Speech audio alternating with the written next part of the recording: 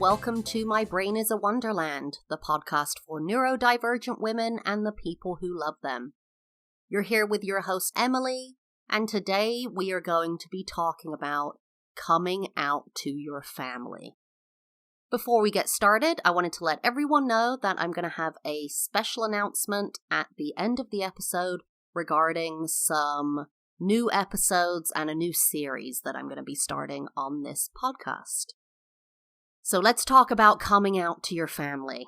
And by coming out, I mean telling your family that you have been diagnosed with ADHD and or autism. I'm going to give you a little bit of a story about how I came out to my family. It's funny, it's sad.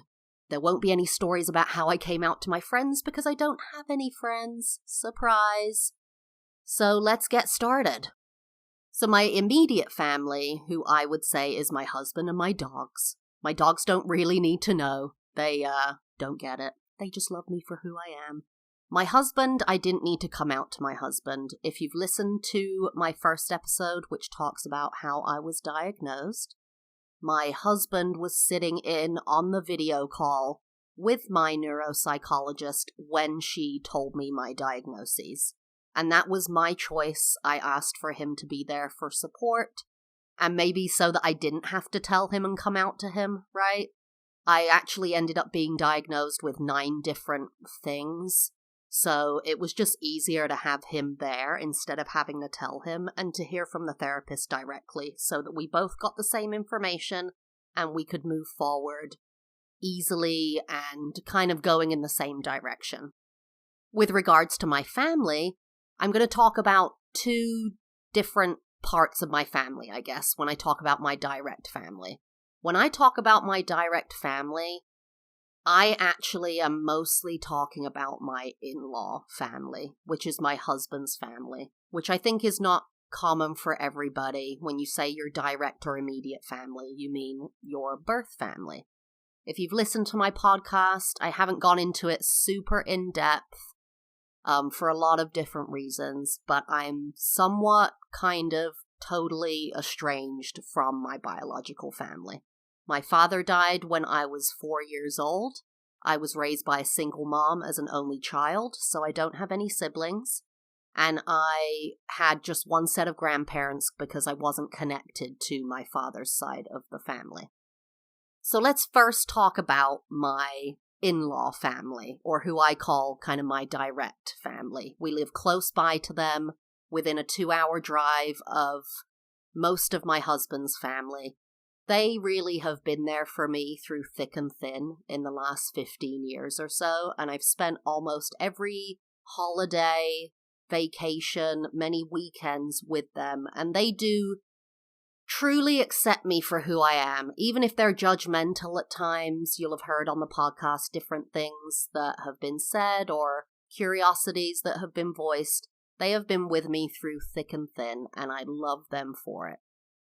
In the past, what used to happen around Christmas or Thanksgiving is, as a gift, my mother and father-in-law would pay to take me and my sister-in-law out to the mall that was in another city. You know, we would go like on a 2-hour drive in Florida to a bigger city from where they were living to go shop at the mall and get clothes. And it was really a joyous experience that I really miss. I think my sister-in-law is not such a big fan of shopping, and neither's my mother-in-law really, but we always needed clothes, and for me, I'm such a fashion addict that I always absolutely loved it.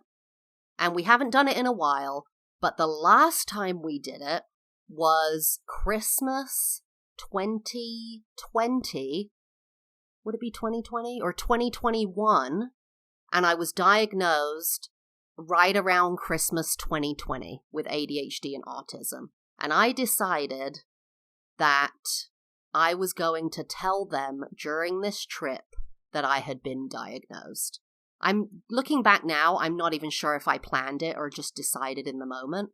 But I think my sister-in-law knew that I was I think my sister and mother-in-law, and I think I'd mentioned it to my father-in-law as well, that I was in therapy and I was going to get assessed by a neuropsych.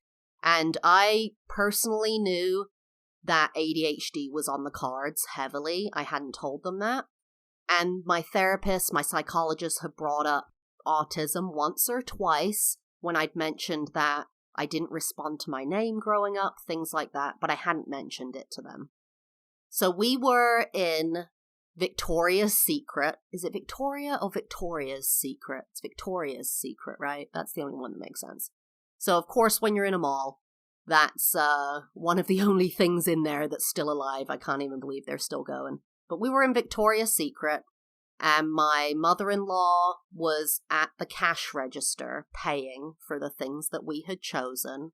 Yes, parentheses, this is a super privilege that I had never experienced before I met them, and a lot of people never will experience, and I'm super grateful for that. But my mother-in-law was at the cash register, and I don't know who brought it up, but, I said, yeah, I went for that assessment, and I was diagnosed with ADHD, and my sister-in-law was like, oh, okay, looked at me like, yeah, duh, that makes total sense. And then I said, and autism. And she went, oh. Did you hear the tone there? Oh. And I could tell from her tone and her face, bless her. She didn't mean it to come out that way, but she was surprised. I could tell that she was like, oh, wow, really? And I think also when you say autism, I've had this experience in a lot of places. And I'm not sure if I've mentioned this on the podcast before, but ADHD is like, ooh, the hot new thing that everyone's diagnosed with and everyone gets it. It's a focus thing. Oh, it's so silly. You talk so much. Ha ha ha ha ha. If you say autism, people get weird. They are like, wait, autism? Like you're autistic? Like, what? They just don't understand, it's autism spectrum disorder. So they don't understand spectrum. They don't understand people falling on a certain level. I was diagnosed with level 1 autism, which generally is not defined by being nonverbal, generally not defined by having a learning disability or difficulty, which I did not have. And so I could tell from her response that she was like, well, okay. And then I think I told my mother-in-law when we were in the car on the way back from the mall, when we were driving home. And I just basically said, yeah, and I actually just told my sister-in-law that I was diagnosed with ADHD and autism. And my mother-in-law, who's a doctor, is so wonderful. She is so accepting I don't know if she really feels this, in home in bed at night. Is she like, wow, that's crazy, that's weird? But she's so accepting and seems genuine and feels genuine and is very much there for you and is like, wow, tell me more. Tell me how this has affected you and what it's done for you.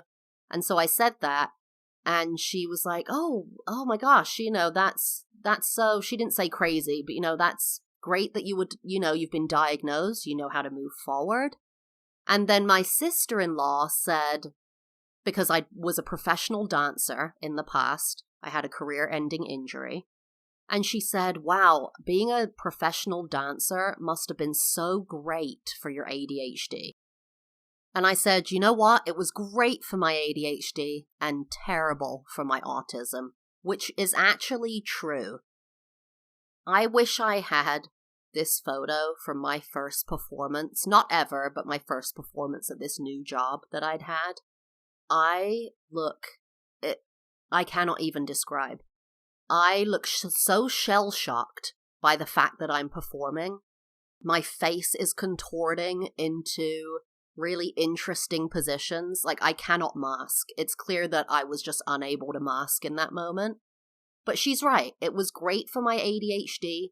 It's one of the longest held jobs I've ever had and enjoyed and been able to keep and not thought about leaving, because it was always on your feet, always on the go, so I got out a lot of my hyperactive energy. The other thing is that I didn't have to do a lot of executive function in terms of administrative work, right? It was always on the go. I was a teacher as well. So I was on my feet teaching, dancing. And the other thing was you were always learning. I think people with ADHD are so curious, and so they need that growth. We need that kind of, I'm constantly consuming. And so when you're a professional dancer, every day you are growing, developing, learning something new, working on your craft, literally for hours. And that was really beneficial for me. On the flip side, autism affected me negatively in that arena, in that I struggled with dealing with people. I'm terrible at small talk. I don't like it. It feels disingenuous. I'm not able to connect with people verbally for the most part unless I have a script, which is kind of what was given to me to be a teacher. And I was an excellent teacher, but you put me in the lobby where we're supposed to kind of just hang, and I couldn't do it. It was very difficult for me. I also needed a lot of space away after teaching. So I would be in a dance studio for 8 to 10 hours a day, 5 days a week, with music playing constantly. Music was on all the time, even just lightly in the background. The lights were actually quite dim in this studio, but you're just, there's an onslaught of sensory experience when you're a dancer. Oh, you get touched all the time, right? I was a ballroom dancer, so people were touching me all the time. And I think I've spoken about this on the podcast before, but I would come home and I'd say to my husband, like, I don't want anything playing. I don't want anything on TV. I don't want to see anything. I don't want to do anything. I don't want to hear anything. I don't want to touch anything. I don't want to be touched. I don't want to be spoken to. Leave me alone. So it actually was really hard on my ADHD. And then the performative aspect, I'm telling you, oh my gosh, I wish I had these photos. I think I deleted them off of the planet when I saw them. But I basically performed for the first time with this job. And the final photo, dude, literally, it's in my brain, I'm smiling. You're supposed to hit the pose and you're smiling, right? I am actually giving like one of those contorted faces that Jim Carrey gives with all the teeth showing, and I'm wearing a barely there fishnet costume outfit string dress thing with literally a Jim Carrey Ace Ventura look on my face. It's the most ridiculous photo I've ever seen of myself, and I really struggle to perform without seeing someone do it first that I can copy. I loved the show Heroes. This is a bit of a tangent, but I loved the show Heroes that was about superheroes, and one of them was a copycat. She could literally just see anyone do anything and do it right away. I'm really that way. I'm so great at copying an accent, a behavior, a movement. And so if you show me how to act, if you say, here's the sequence of dance steps and this is how you should do it, I can do it that way. But otherwise, not good. All right, let's go back to coming out to our family, because I totally went off on a ADHD tangent there about dancing and masking. After coming out to my mother-in-law and sister-in-law, who I am the most close to in my husband's family, I would say, I didn't really feel the need or opportunity, I guess, to come out to his brother or father. That's kind of a personal decision. I honestly hoped that maybe my mother-in-law would just tell my father-in-law, but I don't think she did. And sometimes I think she actually forgot what I told her. I'm not really sure. But I didn't feel the need to come out to them. I would and will if it comes up. If there's any opportunity, I will absolutely do that, because I have no shame in telling people this at all. I just don't feel the need to sit them down and kind of say, hey, and we just have less time together, really, than me with my mother-in-law and sister-in-law. Now let's talk about my biological family, which I said was really consisting of my mother and her parents, my grandparents. And I have been estranged from them for maybe 10 years or so. I honestly don't even want to count the years. I very infrequently, maybe once a year, message my mom on Facebook, and it's tension-filled and uncomfortable and weird and strange and awful and all the things. And I've been trying to kind of reconnect with her, but I just cannot even see a way forward. A lot of people just say, call her on the phone, but when you haven't spoken to your mom in 10 years, how do you do that? Maybe a neurotypical would just say, dial the number and press call, but it seems so unfathomable to me. So about a year and a half ago, I was in contact with my mom again on Facebook, and I don't remember what facilitated this contact. I'm not sure if it was her or me or how it went down. But we'd gone back and forth a couple of times in messages, and then I basically said, I've been diagnosed with ADHD and autism. Isn't that crazy? I was just trying to kind of lighten the mood, and said, I'm trying to work with a therapist because I'd like to call you because I really miss you. Is that okay if I call you? And she messaged me back. And the thing is that she had called me, this is what precipitated it. Now I'm remembering. She'd called me 2 weeks prior and left a voicemail on my phone, and I couldn't bear myself to listen to it. Anyone else like that who's neurodivergent, it's like an affront to your existence that someone texted you, or dude, if you're going to call me out of nowhere, what is this, 1992?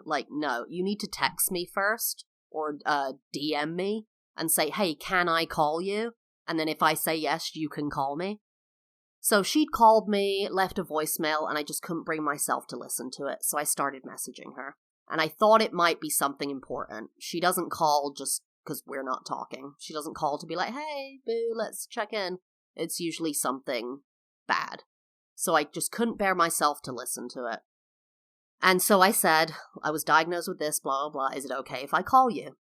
And she messaged back, and she said, yes, that's okay. I was calling to tell you that your grandfather died.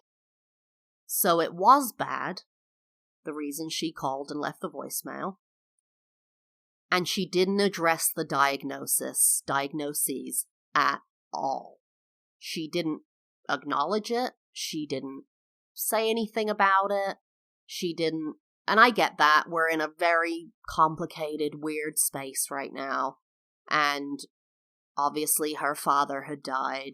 I have a complicated relationship, or did, with my grandfather. He was very absent when I was growing up. He worked nights, so he was asleep always during the day. There were times where my grandmother and my mom would go shopping, downtown. And they would leave me alone with my grandfather while he was asleep. And there were times where I would be screaming and crying at the window, screaming at them not to leave me alone with him, because I just didn't know him at all. And as I got older, he was very unsupportive of the things I wanted to do, traveling, education. He was very misogynistic the first time he met my husband. I think this was around Christmas time, we were sitting in my mom's apartment, and I had made breakfast for me and my husband. We were going to share a sandwich. We both suffer from stomach issues, so we don't eat a lot in the morning. And I brought out the sandwich, and my grandfather said to me, you need to be making breakfast for your husband first before you eat. We didn't have a great relationship anyway, and things like that just pushed me away from him. I'm sure he loved me, but it wasn't a good relationship, and I cannot even imagine telling him that I have ADHD and autism. I mean, he very well may have been autistic. He was he suffered from addiction issues. He was withdrawn. He didn't like to socialize. He was very in his own kind of place. Maybe just depressed. Maybe that was just who he was. I don't know. But that was my response from my mom, was very much didn't acknowledge it. And that's an issue that I need to deal with too. I mean, I haven't spoken to my mom barely at all in the last decade, and my expectation was that if I say to her I have ADHD and autism, that maybe she would kind of fawn over me, that she would say, oh my God, I can't, oh my gosh, that's crazy, I'm so sorry, that's terrible, I feel for you, what can I do, blah, blah, blah. That's not realistic. And I think my rejection sensitivity dysphoria, RSD, is affecting me there, in that I always need people's approval, especially from the ones I love. And she didn't give me that approval, and quite frankly, never has. I'm going to talk about this in another episode in the future, but she's always been hard on me and always been difficult to talk to, so I thought writing it down would be easier. But now I don't even know where to go from here. If we were going to talk on the phone or in person, do I come out again? Do I say, hey, FYI, did you read that I have ADHD and autism? Did you read that I've been suffering? Did you read that almost more than likely you have ADHD and or autism? That's really not for me to say, I guess, to her face. That's up to her, but it was really complicated with my biological family, and it still is. So I just want to say to anyone listening out there, if you don't want to tell your family, if you don't want to tell anyone in your life, that's up to you. And that is totally kosher. That is what you want to do with the information about you. No one needs to know that if you don't want them to know. And if you don't feel safe or in a safe space to tell people, that's totally fine. And if you do come out to family and you receive a negative reaction, man, I am so sorry about that. Because I really haven't received a negative reaction. I've received more of a positive to a neutral reaction or to a no reaction.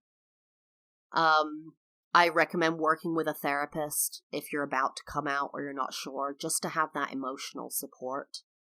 And if you've gotten a neutral reaction, it's tough to deal with because, like I said, that RSD rears its ugly head. You want them to respond. You want them to say something that matters. But you know what? That's their problem. That's their problem, and that's their cross to bear, that they aren't seeing you. You know who you are. You know what you need. You know what you love. And if they don't want to be a part of that or are scared of that, then that is on them. That is not for you to worry about, to focus on, to put your passion and energy into. Just let it go. I used to work with a woman who had the slickest back. You know, it's like, just let it run off your back, run off your shoulder. And she would just not let anything faze her. I admired that aspect of her so much. She didn't let anything stick. It was always someone else's problem, you know? Not to say that we don't have problems that we impart on other people. But in this situation, if you tell someone, I am diagnosed with this, and they don't care, they don't need to care. They don't need to care for you to live the most fulfilling life that you want to live. You don't need them in your corner. Maybe you want them in your corner. I would love my mom in my corner, but quite frankly, she's never been in my corner, and I'm not sure that she ever could be. Maybe now with age and reflection, but she's never been in my corner, never been supportive of me, and that's something you have to come to terms with.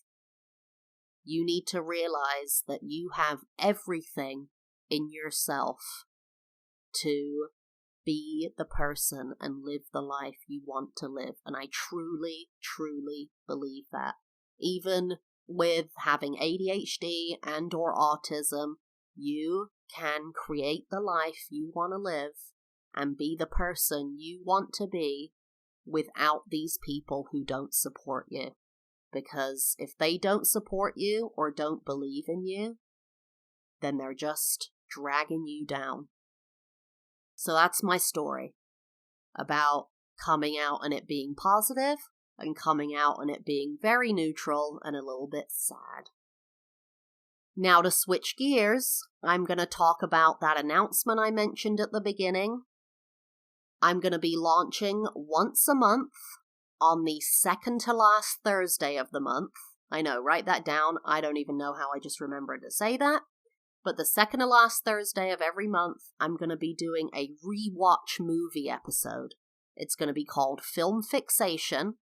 And every month, I'm going to rewatch a movie and do a whole episode about it. And it's going to be a movie that I have fixated on, hyperfixated on, either in the past, throughout my life, or currently. Tomorrow's episode is going to be the 2003 movie Freaky Friday with Lindsay Lohan and our queen, Jamie Lee Curtis. And if you're a millennial woman listening to this show, you are going to find a lot of movies in common with yourself. I'm going to be focusing on 80s, 90s, 2000s movies that I fixated on. In October, I'm going to do a Halloween movie or horror movie. In November, I'm going to do a Thanksgiving movie. And December, I'll do Christmas and then go on from there.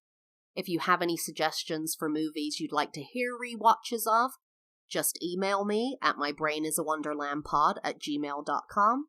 And you can reach me on all of the social media platforms except Twitter, TikTok, IG, and YouTube under My Brain is a Wonderland. You can find it in the show notes. And I hope to see you next time on My Brain is a Wonderland, Season 2.